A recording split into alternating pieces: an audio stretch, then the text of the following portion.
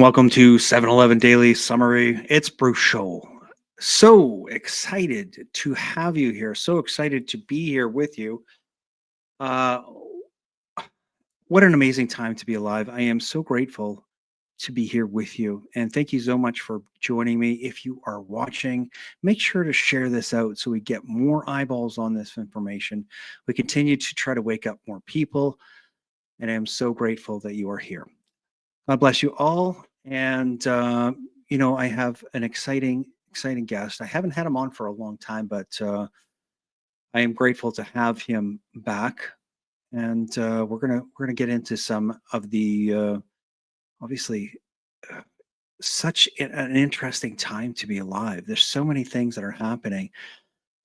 Canada-wise, I'm hoping to talk and get his perspective on these insane surveillance tyrannical bills that are coming out of the lunatic Canadian government. And he has a new book that will rock Amazon, I'm sure. We're going to get into that here in a second. But I always want to start off by saying thank you. Thank you to my circle of friends. Thank you to my family and I guess the events that have shaped Unscrew the News and Bruce Scholl coming to this moment, because I wouldn't be here without you. So I appreciate you tuning in, and I appreciate God and what He has brought to me and to my family. So I also want to say thank you to Nugget Stacker, because I truly believe, and I'm not your investment advisor, but I truly believe that you need to have gold and silver and hold it in your hand, especially at this time. You can give our friend, our local business at nuggetstacker.com a call at 1-866-644-2121. And in case you haven't noticed, in the last 30 days, the price of silver, that's my favorite, price of silver has gone through the roof. Gold as well. And don't wait for the market. Don't wait to time it right. You can also sign up for a monthly subscription. Great way to get started. All right, we're going to get into unscrewing some news. I appreciate you being here. We're coming to you from the heart of the battle-ready nation of Alberta. We bring you truth and optimism. Our goal is to break free from the media globalist mind control. It is October 22nd, 2025. This is episode number 207. Who's watching the Watchers? And I'm bringing on Leighton Grey. And like I said, he's got a new book. I will bring him on in a second. But his new book is called Lies, Laws, and Liberties. And Leighton Grey is an author, a podcaster, a successful podcaster called Grey Matters. And check him out. We're going to get into, we'll probably talk about some of that as well. And he is one of the busiest constitutional lawyers in the West. And I appreciate him taking some time to join us. So thank you very much for joining me, sir. It's a pleasure to have you. No, it's always a pleasure to be with you. I enjoy our conversations very much. So let's go. All right. So one of the things that, well, let's just start off by talking about this book, because obviously, Sure. like I said, you're the busiest guy that I know. And on top of that, you're a constitutional lawyer that's going to kick some butt when it comes to, setting things right in Alberta and hopefully in Canada as well. But where do you get the time, first of all, to come up with a book? And tell us a little bit about this new book, Lies, Laws, and Liberties. Well, in terms of time, it's if you're a writer, then you just write. People say, well, how can you write? Well, if I were a musician, then I would play music or write music. If I were a poet, I would create poetry. If I were an artist, I would draw. So for me, writing is something that comes naturally and always has. And you don't struggle to find inspiration to do it nowadays, especially on the topics that I tend to write about. Um, I really started writing a lot during COVID, during the early days in COVID. And then that led to my cancel culture experience that you and I talked about in an earlier edition of your show. Mm-hmm. And this book really grew out of that, and so did the podcast. So I started writing. A lot of the material that is in the book has been featured on the podcast, and it's really my way of trying to reach Canadians and really people throughout the West who are being confronted by really an assault upon freedom, upon liberty, upon the integrity of the human body, upon truth, and really upon life and death. The way that we've come to see ourselves in the world and our place in the world is being attacked by evil. And so the book is my way of trying to raise awareness of that. That sounds like a very grand scheme, but what this looks like is essentially it's a collection of short essays of about 8 to 10 pages in length, and these cover salient topics that are in the public sphere from a Christian conservative perspective. And so, for example, one of the essays deals with climate change. Some of them deal with the attack upon Christianity in the West. So there's one that deals with the Marxist infiltration of our major institutions. Use of propaganda as a weapon to shape public opinion is the subject of one of the essays. The attack upon family, faith, and freedom. And of course, encroaching state suppression of free speech, which is what these laws are all about that you've mentioned off the top of the show. And then most importantly, what we try and do in the book is to talk about how we can face these issues and be proactive as citizens, and particularly as Christians, by viewing them through a particular lens. And that is a lens that sees evil, that tries to spot it, calls it out, and then takes action to confront it. So that's really the focus of the book. Um, I've gotten really good feedback about the book so far. The only complaint I've had is about the font, and I can blame Amazon for that, thankfully. I haven't had the complaint that I was worried about, and that is, I really try hard to make these essays readable so that they'll reach people. Because if you don't, Yeah. if you don't write things that people can read and enjoy reading, that it's going to reach them, then you're really not doing anything. And in fact, you're doing harm then, right? Because you're discouraging people from reading at all. I haven't had any feedback about that, and most of the feedback I've gotten is that people find that it's a very readable book, and that it's been meaningful for them. So that's been a real blessing. Well, I can tell, and I haven't read this book, but I have had experience reading a number of your writings or essays, and one we talked about today was called "Closed Curtains," Right. and I found it fascinating because you tend to really bring a historical into the story and tie it back into where it came from. And on that one especially, I don't know what you would call it, if it's just a writing or if it was an essay, but Mm-hmm. I found it really fascinating.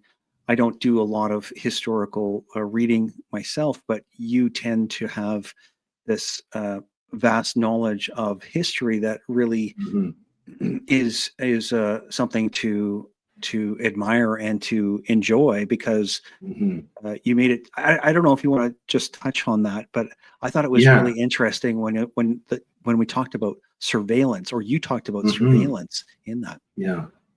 Well, of course, surveillance is the goal of many of these laws that are coming into effect, particularly ones like C2 and C9 and C8. And of course, people think that that surveillance, this is something new. But what I try to point out is, in fact, this threat has always been there. Hmm. Going back to ancient Egypt and ancient Rome and medieval Europe, with confessionals, they were actually a means of the state spying on you. Very elegant way of doing it. You just guilt people into telling you Yeah. all of their deepest secrets, and so very very very clever. But the plan behind all of it has always been the same, and that is that the people in power who lust for power and who get power, once they have it, they are very afraid of losing it. And so, how do they keep it? Well, they keep it through keeping track of information, and they do that through spies, through different forms of surveillance. And so, the purpose of that is to show, look, this threat has always been there. The only thing that's new, really, is the form of the technology that's being used to acquire our information. And the purpose of that is to show people, look, this is an old problem, which is to say, we've dealt with this before, and so we can deal with it again. But the focus of closed curtains is to confront people with the problem of technology, the way it's developed, and most importantly, the way we use it.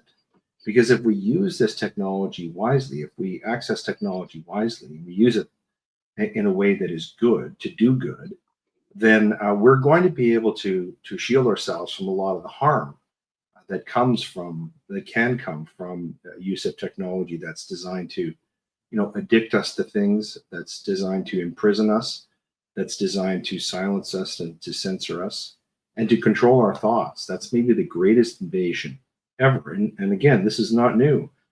Right. Humans have been trying to control our thoughts from the very beginning of time. But these new technological tools are coming at us very quickly, and they're confronting us in a way that I think most people are not ready for. And so, what I try and talk about with closed curtains is, we can close the metaphorical curtains. We can shut these people out so that they can't watch us, they can't listen to us, and they can't track us. But what's more important than that, than sort of of course, your practical use of technology is really important. But what's even more important than that is your mindset. Why are you using technology? What kind of technology are you accessing? What type of things are you sharing on the internet? And do you take time to be alone with your thoughts? Do you take time away from your phone, for example, uh, to be with your family in prayer, in recreation, in all the activities that make life meaningful? Because unfortunately, our overconsumption, our hyper consumption of technology is a snare that is being used to control us, and this is something that I think we have to be very watchful of. Wow. Uh, just like that writing, that was excellent, and I appreciate that. Okay, my question to you in regard to that is, who's afraid of losing power right now in our Well, world? yeah, well, this is a great question.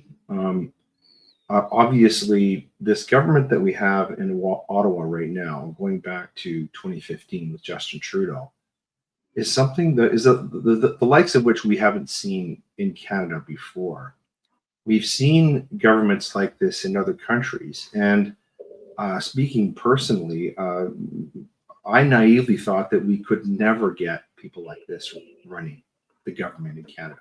Right. We've been very, and I'm quoting, Conrad Black here, in saying that Canada has been kind of spoiled. Overall, we've had pretty good people in government.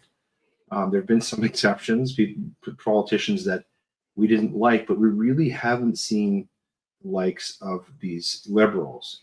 They're so corrupt, they're so dishonest, they are so infiltrated by foreign interests, and they're so intent upon creating laws that are so out of connection with what is the natural law. A natural law being law that's made to govern people for their benefit, and Right. which is designed to promote peaceful relations within the country. These laws, so many of them, are so disconnected from that that they're basically just blind commands of the sovereign. And of course, we've seen a great denigration of Canadian life on so many levels, not only economic and political.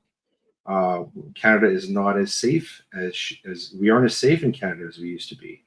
We're not as confident as we used to be. We don't seem to spend time with our neighbors the way we used to. We're more afraid of our neighbors. Right. We're now being pressed by laws to spy on each other, which is the very antithesis of Christianity. I mean, we're supposed to love our neighbors. Spying on your neighbors is not a great way to show them love. Yeah. And so, what we have now really is a government that is power hungry, that is drunk on power, and unfortunately, they have so little regard for our loyal opposition or the constitutional check of the courts and our constitutional law, that they're really, and I would say for the first time in Canada, it's certainly in my lifetime and in our history, they're consistently creating laws that are totally inconsistent with our Constitution and with the essence of our history as a nation. And this is creating a lot of tension, a lot of civil unrest in our country. And unfortunately, it's changing the character of our country to the point that provinces like Alberta simply want out. Right. And, the Alberta separatist movement, which I know is near and dear to your heart and to mine, the way I see that movement is it's not a separatist movement, it's a conservation movement. Hmm. The people who are in favor of separating from Ottawa in Alberta are doing so in order to conserve the vision and the traditions of Canada that they understand to be their home. The late Roger Scruton called this oikophilia, which is a love of home. And I think what's happening in Alberta is out of desperation. They see a need to basically separate from Ottawa in order to maintain some sense of what Canada is. Alberta is our home. It's our part of Canada. We want to preserve it. We want to preserve it that in a form that we love and that we can cherish and that we can pass on to our children. And the people in Ottawa right now just seem very much against all of that. Yeah, I want to pose a question to you, and I obviously want your honest opinion on this.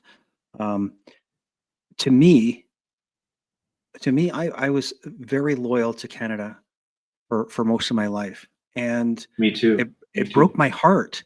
It broke my heart, but I had to, with your family, and if you were under attack, you would retreat back into walls that you could protect, right? You would Right. say, okay, Mhm. I can protect my family. We got to get into this house or into this field or whatever the case is. And that's Mhm. how I feel about Alberta, is that I said, okay, I can no longer fight for the rest of Canada. I can no longer stand for the rest of Canada because apparently I'm being, infiltrated from all around me, and I have to pull back Yes. to the walls of Alberta is how I envision it. Is Mhm. that Mhm. uh, do you feel that way? Is that some sort of an idea of how you picture it as well? That definitely resonates with me, and the it begs the question of what is a nation. What is a nation? Well, a nation is a group of people who are attached and tend to occupy a certain area of land, and there's a connection to that land. And then when you add on to that a shared history. And up until very recently, Canada was not a perfect country, but most of us had a pretty clear idea of what Canada was. And Mhm. most of us were like you. I was pretty proud of it. Canada does have a very proud history of great accomplishments. We've brought many great things to the world in many different ways, and whether it's arts, science, literature, international involvement in wars and things of that nature. Canada has been a great country.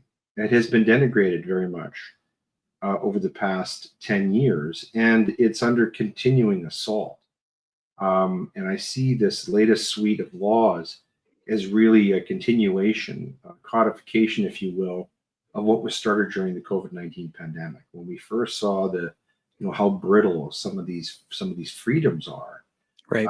that we thought were guaranteed. But you're so right about this concept of home. And there's a great the late Roger Scruton had a great quotation on this. And if you give me a moment, I just want to pull Mhm. this up because it really captures what you were just saying. Just give me a moment here. Um, it's this concept of oikophilia, which is a Greek word which means love of home. And Roger Scruton, who those of you who don't know, is a brilliant man. He died in 2017, sadly. He was in his early 70s. He died of cancer, but this guy was a lawyer. He had a PhD in architecture, just a full blown brain. But he actually was one of the greatest writers of the late 20th century on conservatism, like real small c conservatism. Mhm. And he said this, and this is kind of the way I see, in a nutshell, the Alberta independence movement. And I'm going to read this to you, and you tell me if you agree. I want to get your take on it. He says, "We all have a capacity for love and a deep down knowledge that a life without love is futile. We all have to work to find that love and to create the context in which it can flourish. Likewise with oikophilia, a love for home. This is where the political difficulties arise. Oikophiles are in search of a home, and it is to the beauty and heritage of this home that they devote their efforts of conservation. They're not globalists, happy to be anywhere on the planet, but localists who look after the place that is theirs. It is this local focus that leads them to make the first and most necessary step towards sustainability, which is to make out a territory and an identity as theirs, to Mm. be protected from predation and embellished and looked after for the benefit of their descendants. To me, that's the Alberta independence movement in a nutshell. It explains why it's happening, it explains why it's necessary, and it also hints at how it needs to be done. Right. Absolutely. What do you Uh, think? I think it hits home perfect because that's the sense, and I almost feel like it's very instinctual. My my my feeling around, giving up on the rest of Canada because I needed to protect my home here. Yeah. And I think that's, I know that it feels very instinctual. It doesn't feel like, I'm just thinking it out of the top of my head. I feel very much like in survival mode. Like Yes. there's no longer the rest of Canada, especially the West Coast, and especially Ottawa, certainly don't have our best interest. And if it happens over and over again, I know that you've used this, and you've probably said this yourself, but it's an abusive relationship, Yeah. and I feel like the Battered beatings have to province stop. syndrome.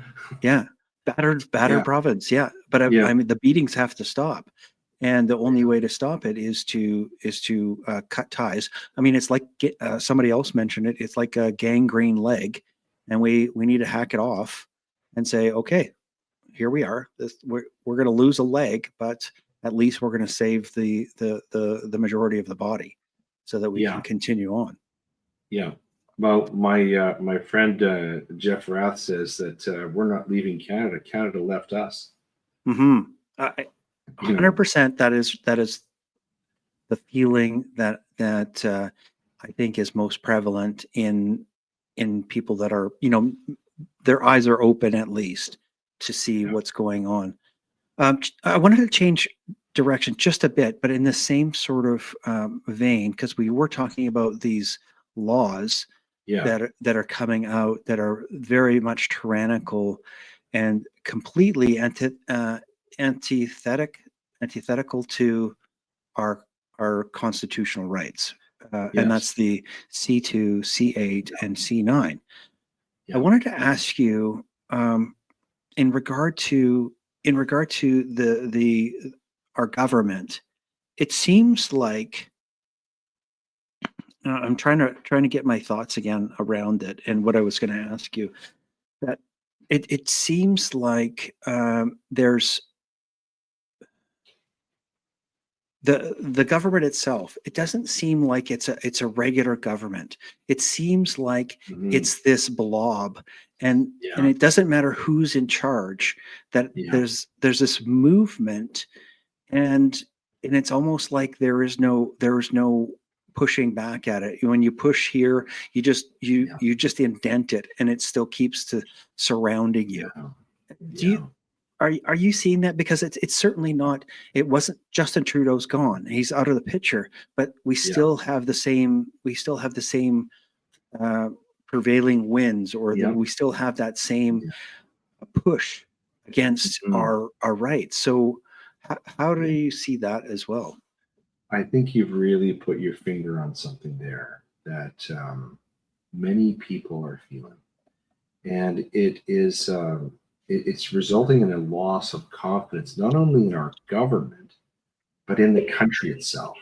And it's very demoralizing, Yeah. because in the past, when we've had governments we didn't like, we could just say, "Oh, these guys are lousy. We're going to vote them out, and then we're going to get a change." Right. And to some degree, that was true in the past. For the most part, it was true. That isn't true anymore. In fact, there isn't even a real sense that if Pierre Poilievre became the prime minister tomorrow, so let's cast it forward a little bit, Bruce, and say, well, the Liberal budget is going to fail. The NDP aren't going to support it. There's going to be a non-confidence vote. We're going to have an election. Yeah. You actually believe, first of all, that we're going to have a free and fair election? Probably not. No. Do you actually believe that there's even a ghost of a chance that anybody else but the Liberals will win that election? They've won the last 4 elections in a row. The last 3 have been minority governments. And each one of those elections, especially the ones in 2019 and the one in earlier this year, should have been clear losses. They should have been swept out of government. Hmm. So yeah, something is rotten in the state of Denmark, and it's hard to put your finger on it.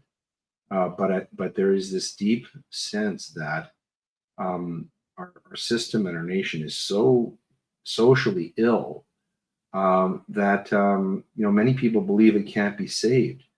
I think there is a way forward, for Canada, especially for Alberta. There's a way Hmm. forward. Hmm. But presently, I don't see any will at the political level for that type of change. I'm beginning to see some of it at a grassroots level, and I'm also beginning to see. Are you speaking of just Alberta, or are you speaking in Canada? I'm speaking in Alberta and also in Canada, and I'll give you a tangible example. I mentioned earlier talking about Bill C-63, which was the Online Arms Act. It died with Justin Trudeau's prime ministership, Right. but there was a lot of backlash to it, and frankly, I was surprised by that. I was pleased and surprised. That to me was a good sign. And then Bill C-2, which is another one of these, dreadful laws, has gotten so much pushback from for organizations like the Canadian Constitutional Federation, for example, that they've actually had to get rid of a lot of the most awful, heinous parts of that bill. They've had to table them, and they've split that bill now. And so this is the C2 is the one that's supposed to protect our borders. Correct. But it had stuff in there, if you remember, Bruce, like they were going to ban cash. You couldn't do yes, $10,000. Yep. Sure, and they were going to open our mail and all that stuff. Yes. Now, a lot of that stuff got kicked out, and now we have Bill C-12, which is actually looks like a bill that makes sense. That because once you carve out all this other garbage that shouldn't be in there, all the totalitarian creep, you're left with Bill C-12, which actually looks like a bill that could be designed to protect our borders. So I'm seeing some positive signs there, and the growth. Talking about Alberta, just the growth and momentum of the Alberta independence movement, I see as a very positive sign because, as I was saying a few minutes ago when I was reading that Scruton quote, I see the Alberta independence movement not as a political movement. I see it as a social and cultural one. I see it as people just like you have a sense of, I've got to defend my home. This is my homeland. I've got to defend my home and hearth. Like the enemy is on our doorstep. They're out to take us out. And we've got to band together and we've got to fight. And so I'm really hoping that there's going to be a tremendous turnout on Saturday at that at that big event in Edmonton, the Alberta Independence. I'm not sure what they branded, but there's a congregation that's going to occur. I don't want to call it a protest because, of course, they'll bring all the Valkyries in, and yes, but I am seeing some positive signs. There is an antidote to this chaos, which I can talk about. It ties into, it goes fundamentally to the way that we make laws in our country. I can, if you like, I can describe where I think we've gone wrong and where we can go if we want to fix it. We would love that. I mean, myself and our viewers, I think, would love that. Well, so and this is kind of maybe constitutional law 101, but and I talk about this in one of the pieces I sent you, one of the essays, which is called Natural Law. But there's three main ways to make law, or there's three main theories of law making.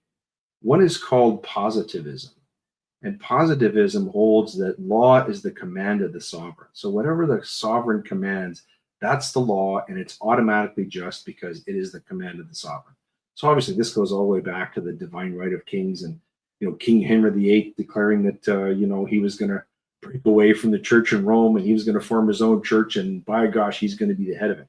So that's the law. And of course the English people, the commoners, they wouldn't dare to question that. And we still have legal positivism with us today because, of course, our legislatures and our parliament, they have the ability to make laws. And this theory of positivism is very much dominant right now in Canada, and that's why we're getting a lot of these awful laws. The way to prevent the tyranny of that, of positivism, is to build constitutional checks and balances, which we have in our Constitution, which brings me to the second school, which is called legal realism. What legal realism says is that, legislatures and parliaments don't actually make laws, because a law doesn't become real until some judge or court interprets it and applies it. Right. And so the law is actually made by judges. And of course, anybody who's following what's been going on in Canada knows that we have a serious problem in Canada right now of judicial activism.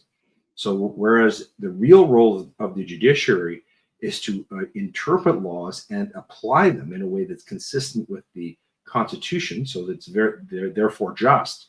What they're really doing is they're becoming the chief lawmakers in our country. And in totalitarian societies, ones that descend into tyranny, you see the positive school and this legal realism school working in tandem. And that's what's happening in Canada right now. I'll give you a few examples of this legal realism. So if you think of the entire body of Indigenous law, which now is resulting in, for example, title to large parts of Richmond being Yes. taken away from lawful title holders. The whole body of Indigenous law in Canada is judge-made law. Okay, the whole translation of LGBTQ claims into human rights is all judge-made law. Okay, Sorry, what are you saying, Judge? The judge-made law. So judges have Judge-made law. Sorry. Yeah. In their decisions, right? Correct. Yeah. So all of that, it has come through the judiciary, and of course, this is how they make law. And remember, judges are people they're unelected elites. These are people that we don't elect, and we probably would never elect. And so we have, we didn't pick these people, but we're beholden to all these laws that they're making. And of course, while they're behaving this way, they aren't any kind of a check on the legislatures, because the way that the judges and our legislatures are supposed to work is they're supposed to be a check on each other. If you look back in the history of our country, this used to work very well. So, for example, if the legislature would pass a law that went a little too far, the judges would interpret and say, look, legislature, you've gone too far. You've offended this, this person's right or that person's right, or you've exceeded your authority. Okay, so go back and fix it. Right. By the same token, when judges used to, and this has happened many times in our history, judges have made wonky decisions. The legislature has come in and said, oh, wait a minute, what are you talking about there, court? And they'll make a new law, okay, which will overturn essentially and will correct that decision of the judiciary. And so we've had this conversation, and that is part of how the rule of law works. The machine of the rule of law works.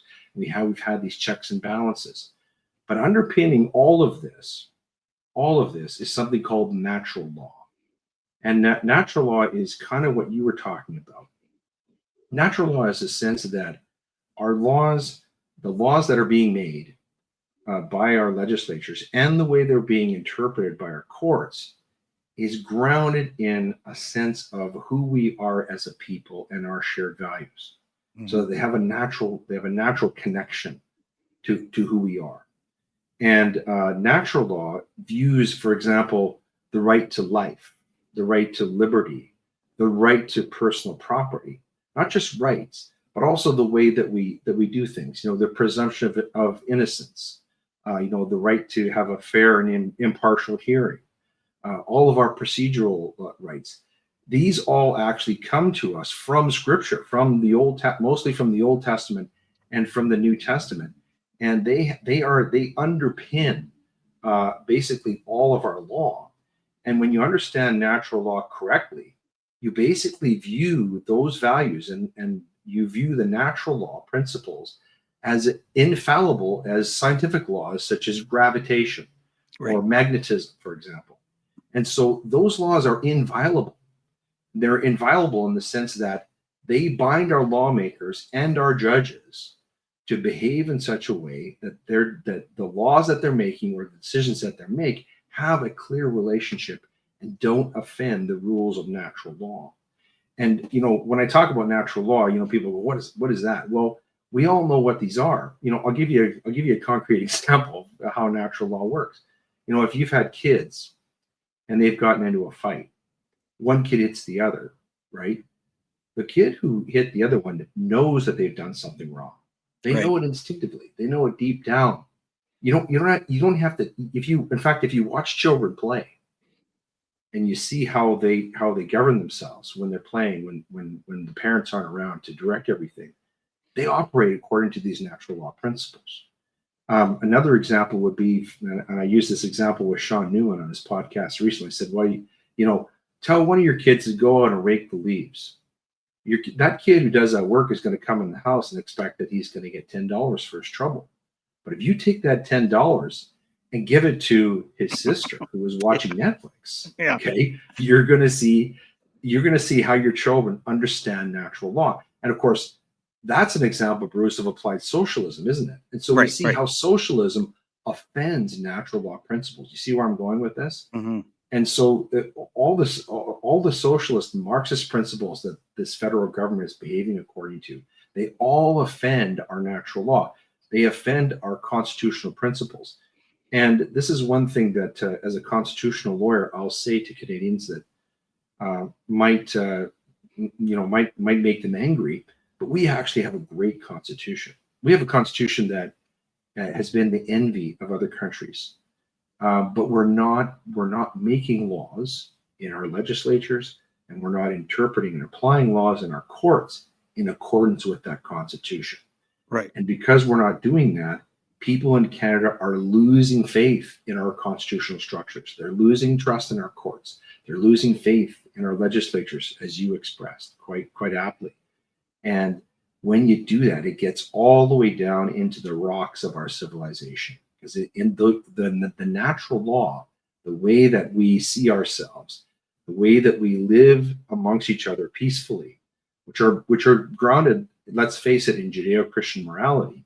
Of course they are. Of course. When we stop making laws and we stop interpreting our laws in accordance with those principles, that's how we get where we are in Canada today. So what's the antidote? The antidote is we have to begin making laws and applying laws in ways that are consistent with our Constitution, which is based in natural law principles. That's the antidote to the chaos. So applying this to Alberta, if we're going to create a new Alberta, it's absolutely vital that we have a constitution that's based in natural law principles, and that we start out making laws and applying laws and interpreting laws in ways that are consistent with that natural law principle.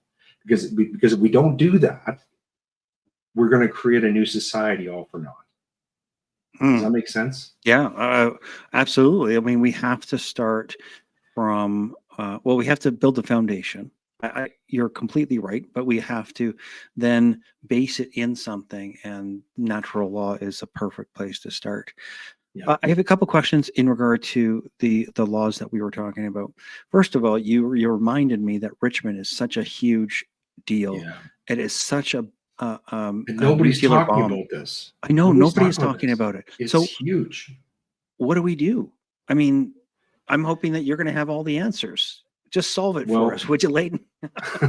Well, this is a great example of what I'm talking about. You see, that decision, for those who don't know, is basic. This is an example of judge-made law. Okay, or working in tandem with the BC government. The BC government comes in and applies and brings in something called UNDRIP and says that it's basically the supreme law of BC.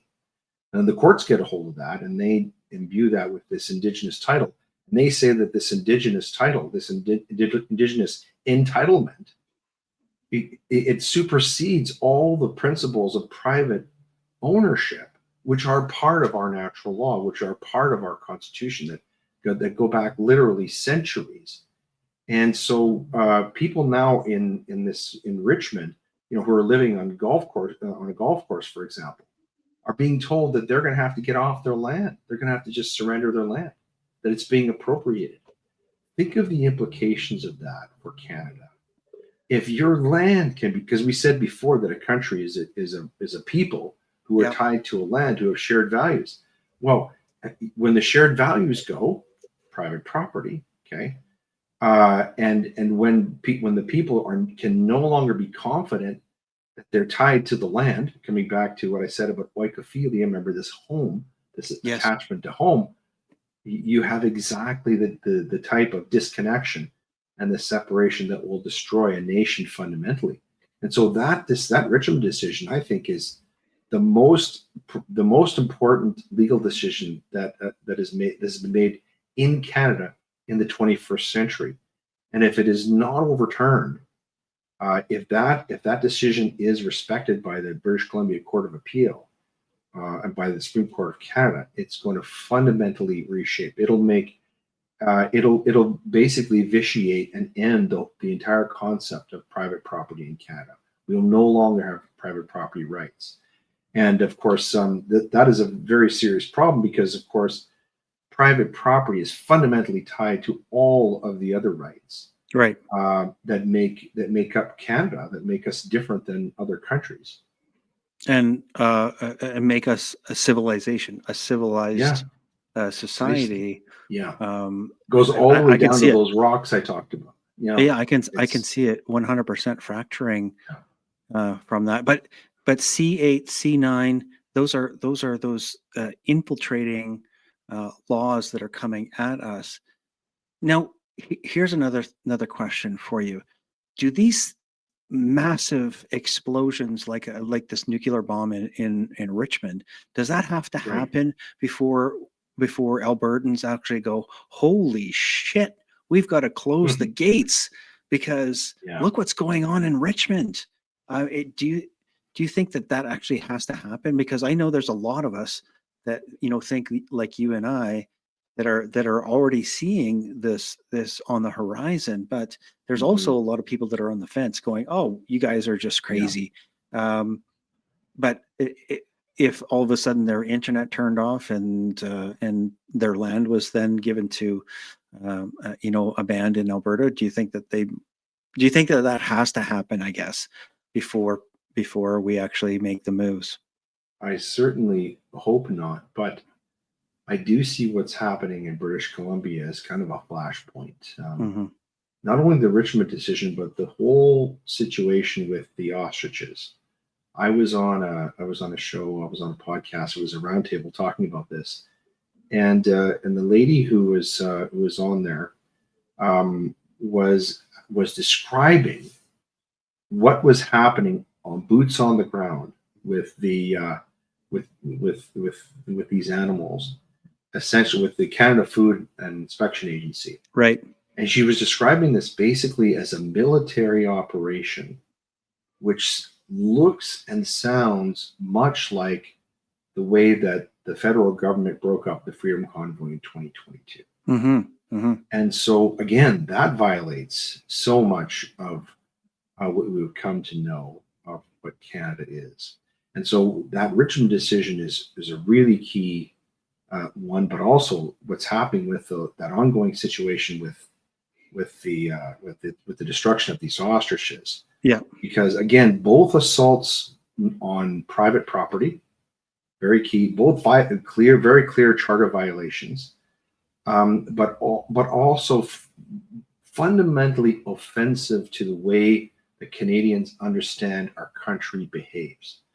Right. Fundamentally offends our instinctive understanding of our relationship with government, right? Because you and I grew up in a country, Bruce, where we saw people in government as our servants. They work for us. Right. That's not the character of government these days.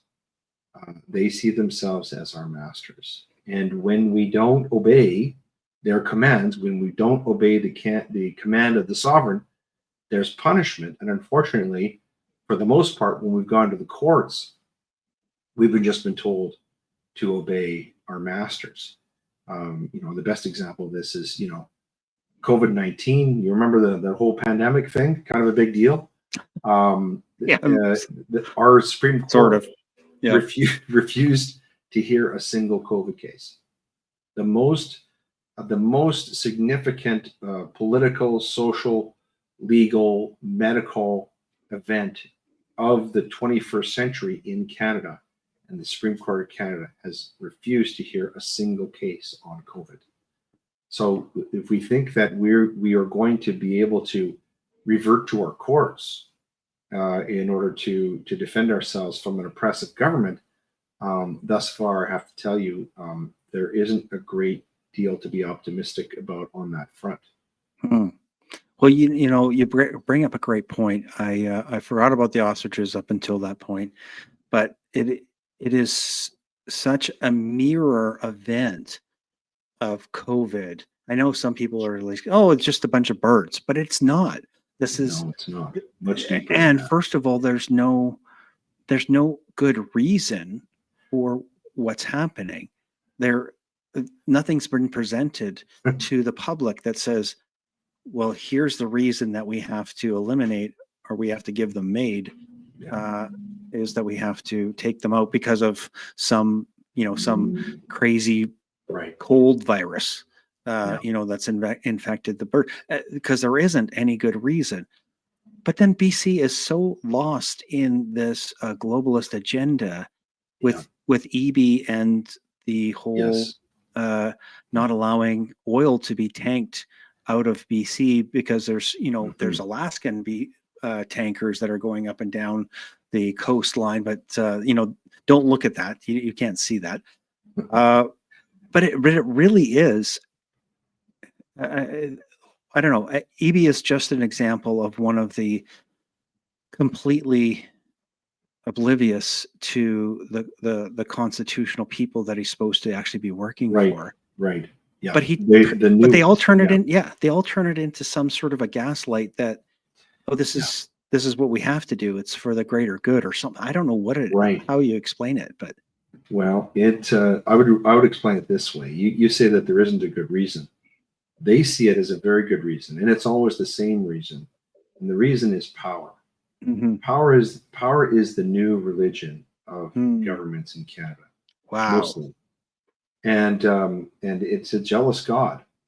And that is why we're seeing the attacks on Christianity, on Christian faith. That's why no public leaders in Canada are talking about religion and faith and scripture and spirituality the way they are in the United States. I watched a press conference yesterday. J.D. Vance, the second most powerful man in the world, he's quoting scripture. This conversation is not happening in Canada. Right. It can't, because our leaders are there. And again, coming back to these speech laws we're talking about, these are all offerings on the altar to their new God, which is power. And so they're fearful of losing power. They're drunk on power, and so they have to suck more and more power from us, make us as powerless as possible, because they're drunk on power. Right. This is what causes the government of Nova Scotia to actually ban people from going into the. Oh my gosh. Okay, Don't get me started. That's the mentality. It's just and that's why they have to take over the words, because it's the words. If you control the words, if you can control what people say, then you can begin to control what they think. And if you can control what people think, that's the ultimate power. And I talk about this in one of the pieces I sent you. I'm quoting from George Orwell's 1984. I apologize. I know 1984 is very overquoted. But there's this character in the book named Syme. He's a newspeak lexicographer. Lexicographer is somebody who basically controls words. And he says this. He says, "Don't you see that the whole aim of newspeak is to narrow the range of thought? In the end, we shall make thought crime literally impossible, because there will be no words in which to express it." That's where they want to take us. Yeah. And I'll give you a tangible, real world example. In the North Korean language, there is no word in their language equivalent to the word escape. They've obliterated the whole concept of escape. Hence, you don't have a lot of people trying to get out of North Korea, because the whole concept of escape has been obliterated through the manipulation of language. So that should begin to explain to your listeners and your viewers why, in a country like Canada that has so many obvious problems, we've got a crashing GDP, we've got rising debt, we've got housing problems, mass immigration, high taxes, inflation. I could go on and on and on, Bruce. Why is this government so focused in the earliest stages of this government on passing a suite of laws that censor, that control speech, that control the internet, that punish hate speech and disinformation and misinformation based upon their own definitions? Why are they so interested in controlling all the words? If you don't know the answer by now, then you haven't listened to this whole conversation. and Yeah. you haven't been paying attention to what's going on, this is really, really crucial for them in order to achieve their agenda. My friend John Carpe at the JCCF said, if all these laws go through, we could be living in a totalitarian society by Christmas. Right. That's horrifying. So you mentioned that Bill C2, they had to, peel off certain parts of that. So any suggestions for our viewers of how we eliminate C8 and C9? Obviously, that has to be, Absolutely. Grassroots activism. Listen, this sounds really analog, but it's calling, emailing, texting your MP. It's supporting organizations like the Canadian Constitutional Foundation Federation, who are lobby groups that are opposing these laws. And we have the opportunity, because this is a minority government that is very, very close to the line of losing power. They're not going to risk a non-confidence vote, and that's why we can attack these laws. They've made a tactical error in the. I shouldn't say they made a tactical error. I think they have to bring in these laws in the early part of because otherwise they weren't going to be able to do all the things that they want to do to us. Right. They have to put the framework in place. Right. But if they have to put the noose around our neck. Yeah. Exactly. But if we're vigilant now, we've been able to defeat C63. We've been able to take apart C2, C8, and C9. These other bills similarly under attack. And if we remain vigilant, and if we get enough grassroots complaint and support for opposition to these bills, who knows? Maybe we can defeat them. The other thing people should know is, we give them these names, C8, C9. These bills ultimately are going to become amendments to laws like the Criminal Code of Canada. C9 is going to go right into the Criminal Code of Canada, much like C4 did. If you remember C4, that was the gender conversion bill. Okay. That went right into the Criminal Code of Canada. So that's where these laws go. And C9 carries with it the possibility, if you can believe it, life imprisonment. Yeah. Okay. And the real danger of C9 is that it makes hurting someone's feelings. It makes emotion rather than objective truth the basis for determining, what is hate speech, what is offensive speech. Well, that's the cops at the door in the UK saying you've said something that hurt somebody's feelings, but that could be here in your town, in Ottawa, in Montreal. The UK is a great example. I'm glad you brought that up, because in 2023 they had the most prosecutions in the world. They had over 12,000 people prosecuted. Oh, I saw that. In the UK. That's crazy. Yes. Way more than China or Russia. And you know who had the least? Hungary, the country that constantly is criticized Viktor Orban. Viktor Orban, I like that guy. Yeah, Christian theocracy, intolerant, whatever. They only prosecuted 10 people for hate speech in a Christian-dominated country. Hungary is a nation that is being governed in accordance with natural law principles, and now we have a country in which obviously free speech is very, very well protected there. Wow. All right. So obviously we need people to get off the couch. We need to get them to pick up their phone. You told everybody that they should stay off their phone, but we want them to get on their phone. Be on your phone for the right reasons, right? Be on your phone. It's a tool. If we use technology effectively to do good, then we're actually doing the Lord's work. Remember, it says in Psalm 24 that that the world and everything in it belongs to the Lord. God created this technology for us. Yes. But the question is, if we're going to use it for good, that's the question. How are we going to use this technology? It's powerful. It's a powerful force for good, just like the law is. The law can be an incredible force for good, just like media. A show like yours is using this technology to do good, right? But if we were on here talking about child pornography, that's something entirely different, isn't it? Yeah. Okay, I'm gonna show your book. Obviously, you've got it there in front of you, but I want to make sure that people know how to get it. Uh, Yeah, Gray thanks. Matter Podcast, and you can find them on X, Gray Matter Podcast, and there's the book.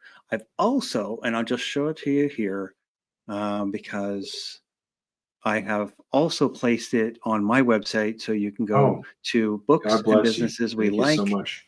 and you just click on this little guy here, and it takes you right over to That's a great group to Amazon. be in. Some great books in there. Oh, there is some fantastic books. I have had some of the most amazing guests. I am so blessed.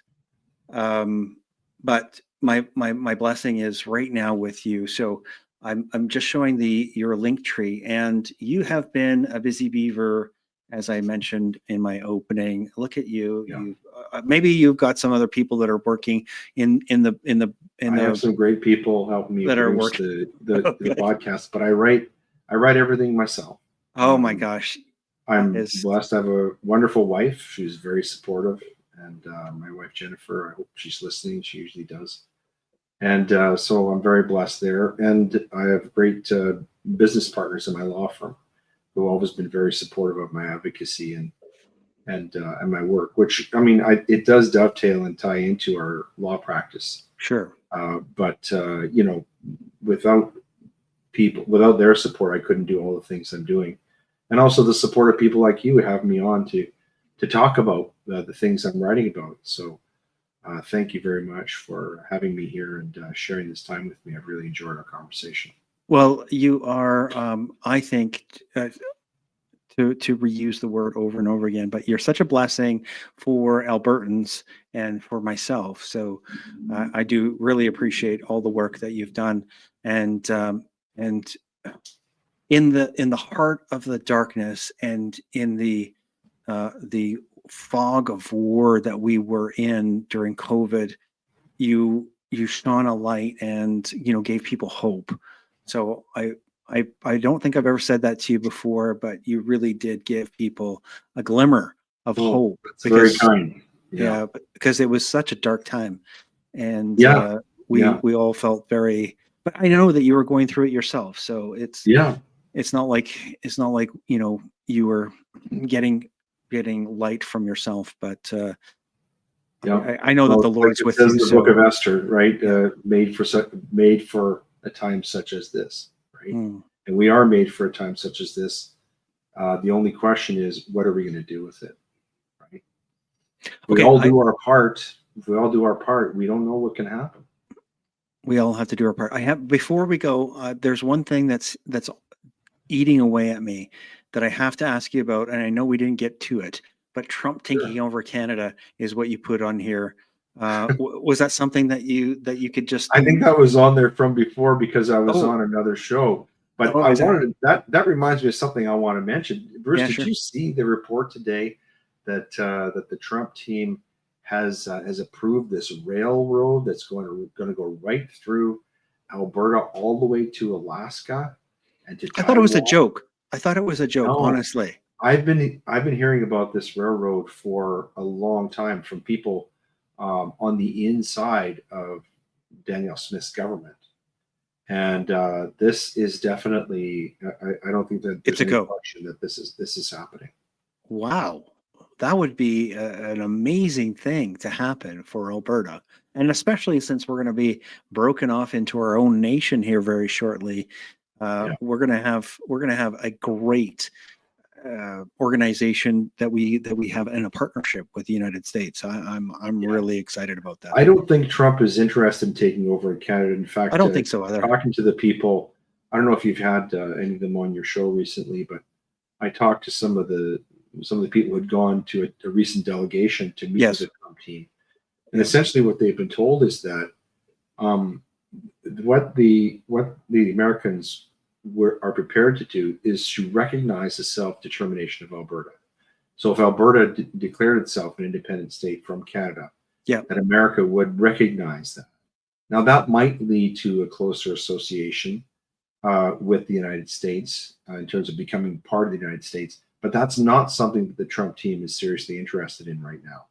I think it's very consistent with the American history and the whole ethos of their nation to recognize the self-determination of states. Mm. I mean, that's exactly what the United States did back in Yep. 1776.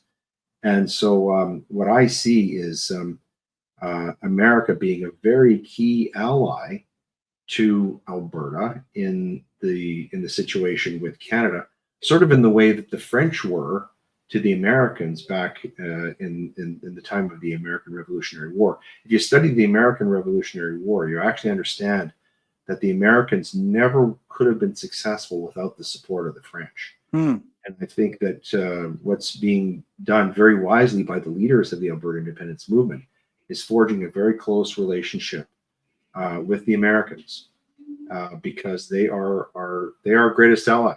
Mm-hmm. Because we have so much in common with them. Of course, I see Alberta as a distinct society with its own character as a nation. And I think that the Americans are prepared to recognize that.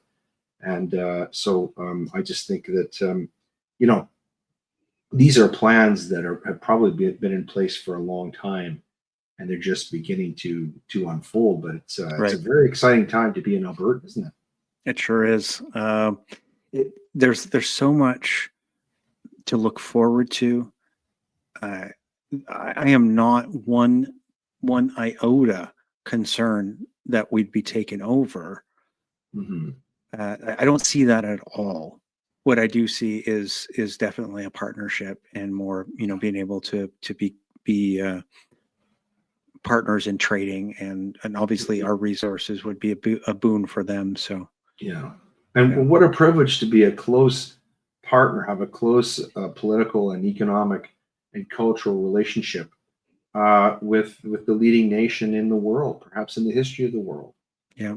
The Americans are the modern empire, and all roads lead there at the moment. Yeah. And that anybody who can't see that simply is blind. And so, what a blessing it is! How fortuitous it is. This could only be done by God. Yeah. Amen to that. And with that, let's finish off. Do you want to just say goodbye to the audience, and then I will do my my exit? Yes, I want to thank everyone for listening. I hope you've enjoyed this. This content is meaningful. I want to leave you with a suggestion. Read one psalm that will give you strength and inspiration, and read one proverb that will give you knowledge and wisdom each day. That is a great suggestion. Thank you so much for that. And thanks for being here, Leighton. It was a pleasure again. It's been a long time, and we'll have to do this again in shorter time frame. It was my privilege. I enjoyed our conversation as always. Thank you. Thank you so much.